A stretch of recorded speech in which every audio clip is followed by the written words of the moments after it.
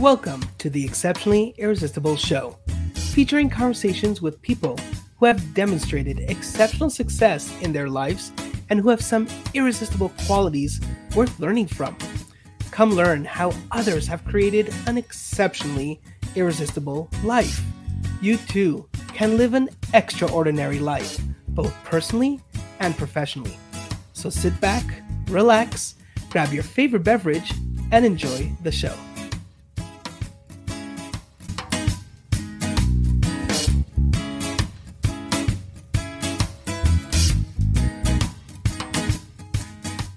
Hello, everybody, and welcome to yet another set.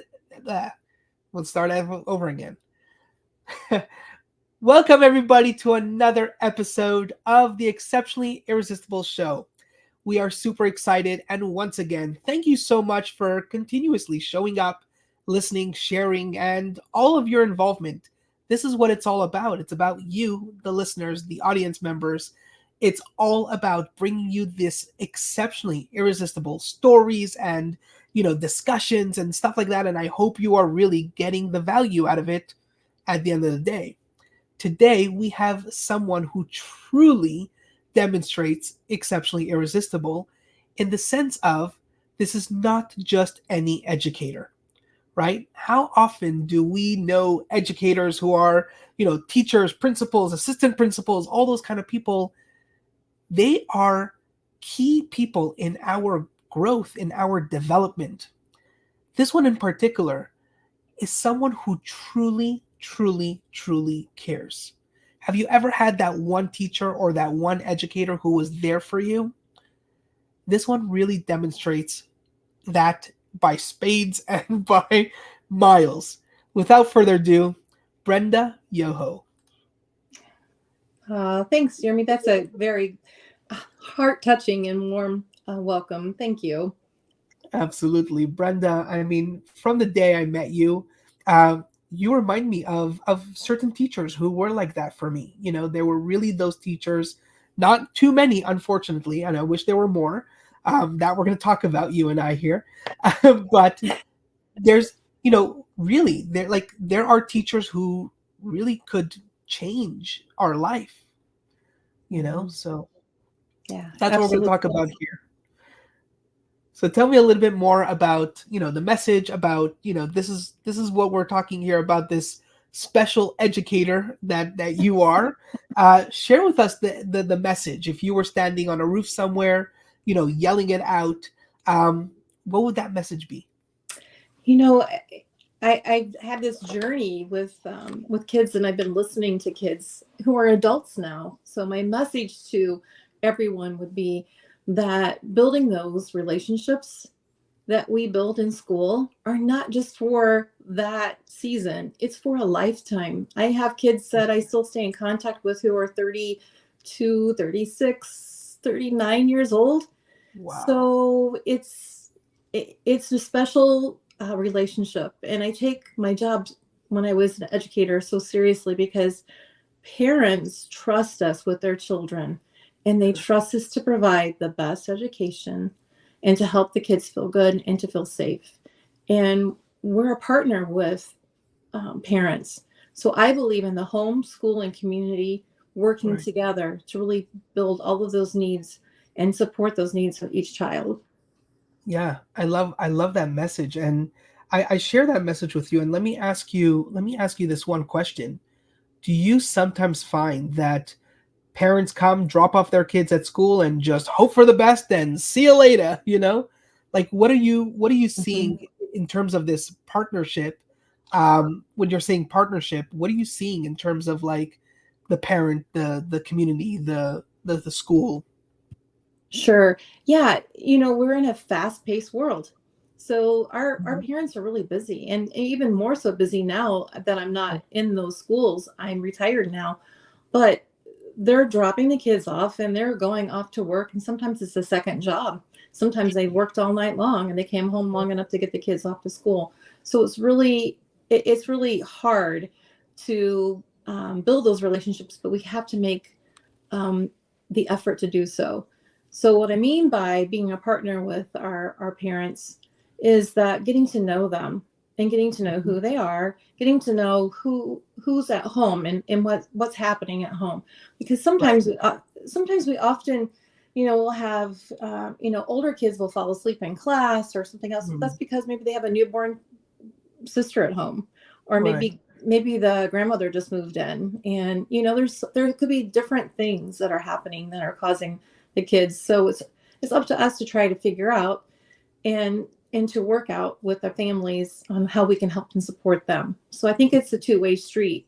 How can they help us with getting to know their children better and to serve them Mhm. better, but also how can we help them? Right. Because we can, I think. Right. And one thing I like about your message, and I'm going to reference your book, which I have right here. We'll also talk about it. So a little bit of a plug here. The two rules. I lead with two rules. I'm sorry. What I took out of this, and what I really loved, is that education is really all over. It's everywhere. It's ongoing. It's not something that begins and ends in school. It's just everywhere. And if you don't mind just expanding a little bit more on that. Yeah, it is everywhere. And I think that one of the things I truly believe in is that the education journey for our children, education is something we do with children, not to them. And Right. I feel like that in the past, um, we have been tied to, as the government provides us with a lot of funding, with that funding comes an attachment of certain things we have to be able to perform and do. And so Mm. that trickles down into the classroom where we feel like that we're under pressure to just meet those needs that the Mm. government is looking at and testing us on. But really, we need to comprehend that and really encompass that there's all parts that we need to address to help Right. our children succeed in life. And one of the things I feel like it is building those skills that they need in order to progress in life and how they want to. Problem solving, decision making, social awareness, self regulation, those types of things to try to help them to be able to be successful as adults. Mm. So let's ask this first. What are the two rules, and how does that all play into our discussion here? So the two rules are everyone is going to feel good and everyone's Mm. going to feel safe. And Mm. so I did that in a school setting. And so I'll just mimic what I did in a school setting. So basically on the very first day of school, I introduced that to the children. And I explained it to them this way, that everybody who walks through the doors of our school is going to feel good about being here. Mm. So our job is to ask ourselves, before I say anything, before I do anything, how is this going to affect me? How's it going to affect others? We Mm. always have the kids stop to ask those questions. Before I say something, I need to ask, is this going to make me feel good? Is it going to make others feel good? We do the same thing with safety. Mm. When you walk in the doors of the school, everybody's going to feel safe. Well, how do we do that? Well, before you say anything, is that going to make you feel safe? It's going to make others feel safe. Mm. And, we do that and we practice that. And so then it becomes a habit. When you consistently are doing that and you're asking those questions, then we can develop a habit that kids are automatically thinking that before they're acting and saying and doing. And one of the most important things I feel is that when we do that, we have to embrace the fact that we have them at the school setting for X amount of time, 8 hours a day, Right. and only 180 days a year, I think is the number. Um, you know, we want to not put our values into them. We just want to help Mm. them to understand how to problem solve. So if they're Mm. faced with a situation, so I often would tell them, if you look at the handbook and you look at all the rules that are there, read each one and think, is it helping me to feel good? Is it helping me to feel safe? Is it helping others feel good and others feel safe? Mm. And you can apply that to every single rule that we have. And once the kids can see that and they can understand that, then the next step is, now next to that is consequences. And Mm. consequences are forever in your life. Sure. Those are things that you're going to have with every decision that you make. I focus on with the kids is this. Everybody has a choice. Mm. You can choose to be part of the problem or part of the solution. But when you choose, you're choosing the consequence. You are, not somebody else, not your mom, your dad, grandma, your friend, your brother, your sister. It's you making the choice. When you make that choice, you have to be responsible to that consequence, whether it be good or bad. Sure. If I choose to go out and drive and speed, I'm taking a chance. I'm going to Mm-hmm. a ticket, but I'm also taking a chance I could hurt somebody. Mm. Is there a difference between consequence and punishment according to this definition? I think it is because Yeah. punishment is something that is just dealt out without having a Mm. conversation, without processing it. So I spent a lot of time, and my team did too, with talking with kids and with families. So when they would come to me in the office, if the teacher sent them out of the room, they came to me. I Mm. would sit them down and I would say, okay, tell me, did you ask your questions? And were you part of the problem or part of the Mm. solution? And I'd wait for them to process that. And Mm. I think that's important because if we miss that big step, which is a huge step, and we Mm-hmm. just give them okay, you're suspended from school with no conversation, Mm.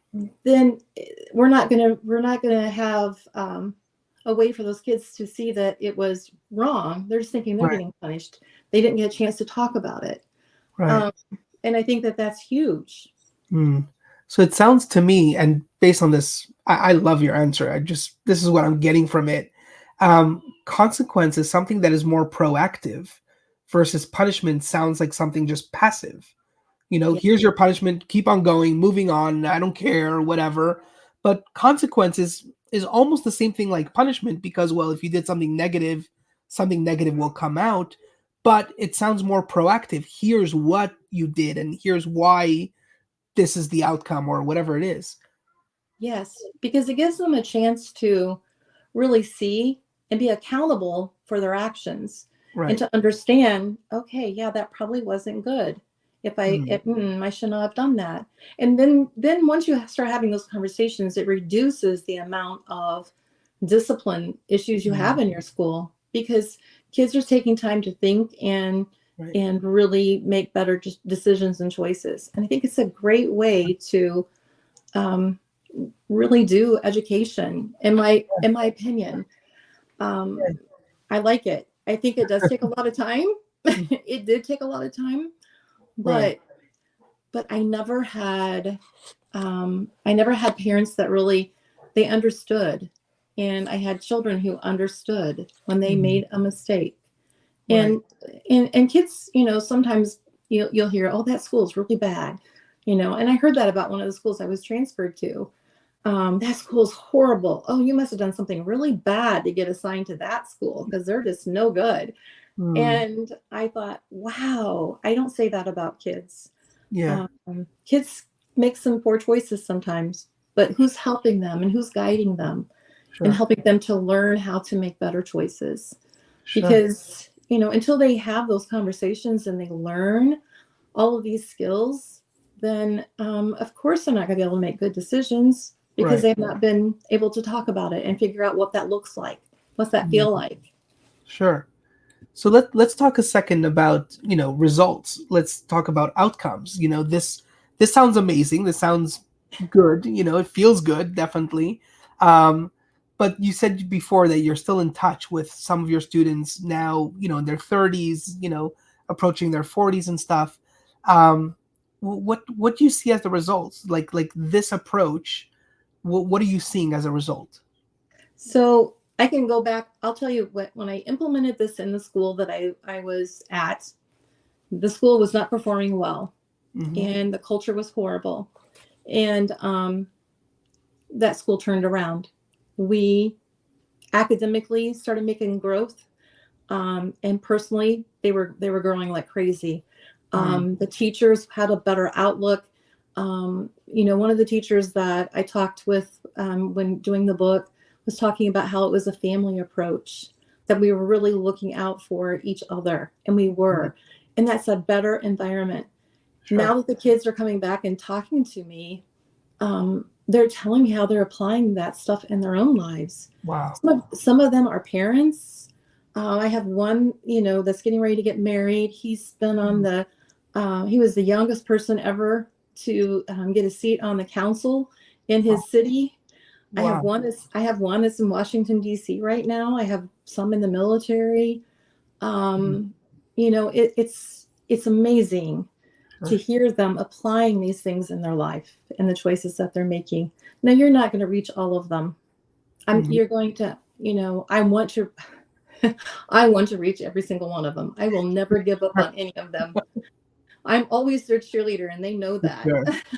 Yeah. But you're going to lose some. And I'll tell you the reason why I feel that you do is because if they're getting these habits developed in this environment that we create with doing this 2 rules philosophy, if they don't have that environment in other places, that's why I say homeschool and community, then they don't know how to apply it all the time. And that's why I feel so strongly about helping us all working together for the common good and realizing that this is what we need to do. Right, absolutely. And you see, I'm coming more from the business world and stuff, and hearing there's so many similarities in the sense of the employer, the team. It goes without saying that the team needs to feel that good about working in their environment, and they do need to feel safe in that environment. Otherwise, they're not going to perform well. But here's the challenge. The challenge is that this sounds very, I don't know, weak to many people. It sounds, feely goodsy kind of thing. But then the way you're demonstrating it and the way you're explaining it, especially from a young age, these are skills that are not only going to help them in school, in life, and everything, but even in their professional career, even in every element of their career, because they're just wired to even look for this. Am I going to an environment which makes me feel not good or not safe? It makes them wired to look out for themselves in that kind of way. And that's really setting them up for success from a very young age if you're starting from a base educational level. You're right, Yermi. You're so right. And I've had business people talk to me about that. And it is important for people to always feel good and feel safe where they are. One of the things I have said is that the value that people have for themselves in what we do as leaders in a business setting or in a school setting, how do they know how I'm making them? I mean, I'm trying to make them feel valued, but am I? Are we asking ourselves questions? Are we asking the other people questions? Do you feel good about being here? Do you feel valued? Start asking more questions. And I love asking questions because open-ended questions can give you lots of things. And the kids, I often did that with a lot of them. Well, majority of them, I would say, tell me more. I'm waiting. Tell me more. I didn't lecture at them, but I can tell you that one of the groups of kids, they got together in a group and they were sending messages back and forth because one came and I had taken a picture and we shared it on Facebook. She did. And they were saying, I was nostalgic. They're like, oh, Mrs. Yoho, she's nostalgic. And that's when I finally felt old. I'm like, oh my gosh, I am really old. I'm nostalgic. Yeah. But he was repeating exactly the stuff that I said and did at the school. So he remembered, and I told him I hope he remembered more. But he says, I can remember you going out in the gym, and there's 602 of them. And I asked the teachers to leave, and nobody moves. Nobody does anything. Then finally, a couple of them, leave. He says, I can remember that how you taught us that when your hand was in the air, that our eyes were on you and your mouths were closed because it was time for Mrs. Yoho to speak. And I said, absolutely, because we don't yell to start a conversation. Right. So they knew if I raised my hand that they needed to raise their hands to get everybody's attention to get quiet. So it was a great signal. And he can remember that. Wow, these small little things. Wow. Um, let me ask you one almost final question. We have one last question that we always end the show on, but one final question. You were saying a little bit earlier that some are going to relate to the message, some are gonna catch it, some are not. Um, did you see any perhaps pattern, characteristics, types of kids or people? What were you finding that these catch on, these have a little bit of a harder time? Support systems Hmm. and who they're looking up to and who they're surrounded by. Hmm. I have one particular student in my mind, and he's. I feel like he got what I was saying because he Hmm. did. He listened to everything that I said. Yeah. But however, he couldn't apply it Hmm. because of the pressures that he had around him and the lack Hmm. of support he had. Hmm. So when I had him in middle school, he had a mistake that he made, and people will say it was a pretty big mistake, and it was. Hmm. Um, he had a gun. Hmm. Now he gave that gun to somebody else, and then they shot that gun and hurt someone. Hmm. Didn't kill them, but hurt someone. Hmm. And we talked about that, him and I, one on one. But he went to jail because of all of that, and he was angry when he came back Wow. from the detention center. And I talked with him, and I said, we can't. When you respond, you're thinking. When you're reacting, you're using emotion. As Yeah. you're reacting, you've got a lot of anger. We got to switch that to responding. Hmm. And I worked with him, but then he moved on to the high school. I moved to a different position in the district. Hmm. All of my children have always had my cell phone. I've always had my number out there. Anytime they needed something, they could call me. Very Wow. rarely did anybody call me, but sometimes I can count on one hand the times that people have called me needing some help. Hmm. He is one of them, and he he was kicked out of his home at the age of 18. He had not completed high school, Hmm. and he called me and he tracked me down at my office in the district office and said, "I need help, Mrs. Yoho." And I said, "What do you need?" "Well, they won't believe me because I've moved somewhere. I'm living with my grandma, and they won't change my bus so I can go to the alternative school." Hmm. So I worked and got all that taken care of him. I went and picked him Wow. up. I went and picked him up by myself and took him to the school. And people were like, "Well, you shouldn't do that. Hmm. He's a criminal." He's not a criminal because he did something, but um, he said to me, "Thank you, Mrs. Yoho, because you said and you say, and I believe you, you will never give up on me." I said, "You're absolutely, Hmm. I Yeah. won't." But he was shot and killed Oh. at the age of 19. So I was wishing he would have called me like one more time, but Yeah. you know, those are the kids that we're losing. And I'm going to go back to that equation: home, school, and Absolutely. community. It has to be all three. We Sure. created all three of those, created the issues that we're seeing in society right now. So all three of us have to come together to find the solution. Yeah. That's my opinion. Definitely. Mm-hmm. Wow. So a little bit on a lighter note, where do you draw? I mean, that was tough, That and was I mean, that no, but I mean, it's so important to say that. Let me backtrack for a quick second.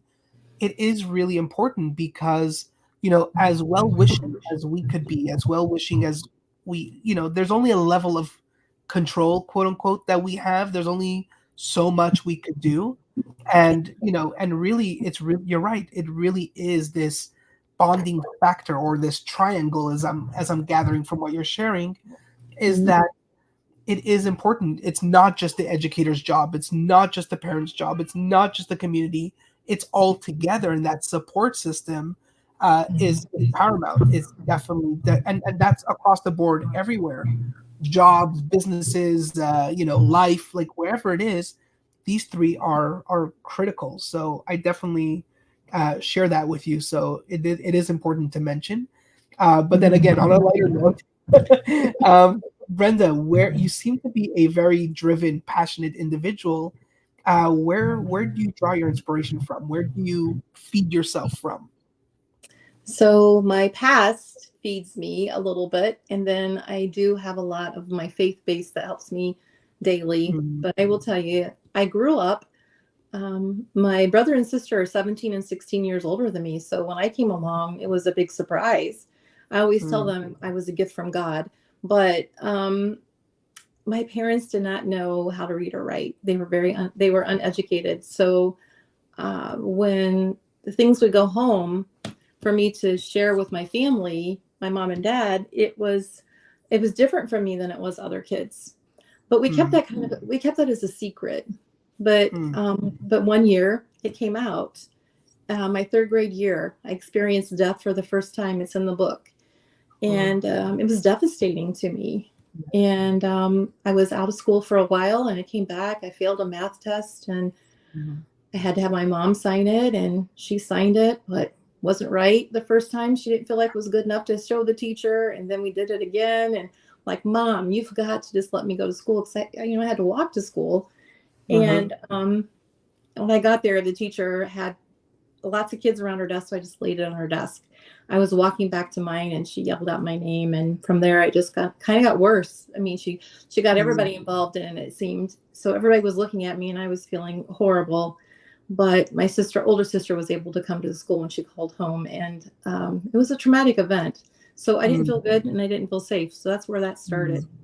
Wow. Because after that, I felt like I couldn't trust anybody. So in my book, I Wow. talk about having a trusting adult. I feel Mm. like that's a key factor for all of our kids. They have to have somebody they can trust and look up to. And it needs to be in multiple places. It needs to be in the community. It needs to be in the home. It needs to be at school. And they need to have those resources. But from there, my life, I'm the first one to graduate college in my Wow. family. So I did that 3 times, not once, three. I thought I had to do it 3 times. So, Mhm. but then I've had some life experiences that have really um, helped me to drive to make things better for everybody else. So I've had Wow. Crohn's Mm. disease, which I'm in remission. I was Wow. struck by lightning Whoa.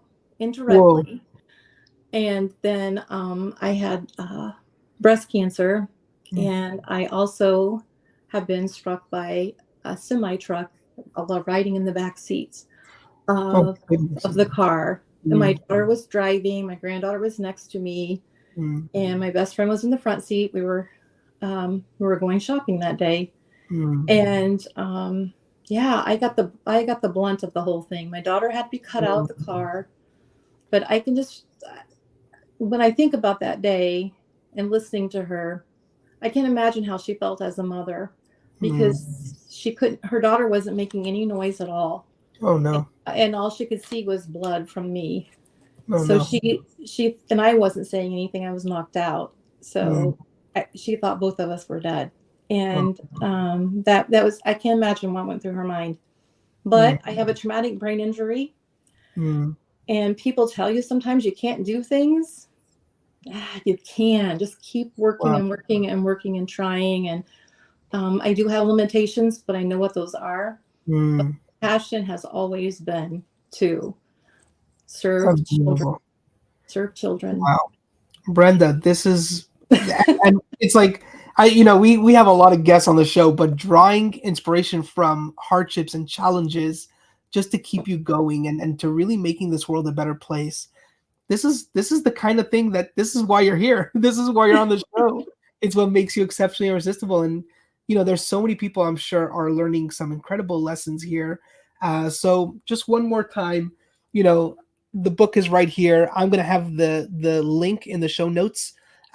Very highly encouraged. Go get the book. This has been an incredible episode. Once again, thank you, Brenda, and thank you to the audience for being here today. Um, this wraps up another episode, and we hope you enjoyed. And we would love to hear your feedback as always. And connect with Brenda. There's all of her information right here in the show notes. And again, don't forget to grab that book. Remember, you are also exceptionally irresistible, and you have all what it takes. Get that support, get the help, get the guidance, whatever it is, you have it. And so that's today's message. Thanks again, Brenda, and see you all very, very soon. Bye bye. That's it for this week's episode of the Exceptionally Irresistible Show. What has inspired you to take action in your life? Take action now. Take the first step, share it with a friend, or write it in a journal. Subscribe and share this episode, and remember, you too are exceptionally irresistible.